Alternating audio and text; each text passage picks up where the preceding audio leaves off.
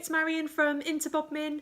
I just want to share with you a really simple way to create a Window Wonderland display at home this year. And the first thing you're going to need to do is just decide which window you're going to decorate, and it'll need to be one at the front of your property so that other people can see your display.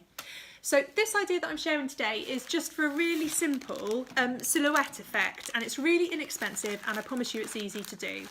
All you need is some greaseproof paper and some thin card or thick paper to cut out your silhouette shapes from.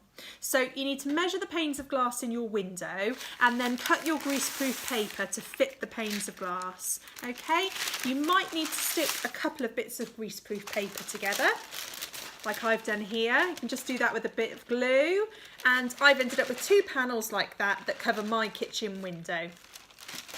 So once you've got your greaseproof panels sorted, then you can start drawing out silhouette shapes on your card. Okay, you can do whatever you want, whatever theme you want. I've got a fir tree here and some stars, but anything goes. Get the kids involved, whatever you fancy.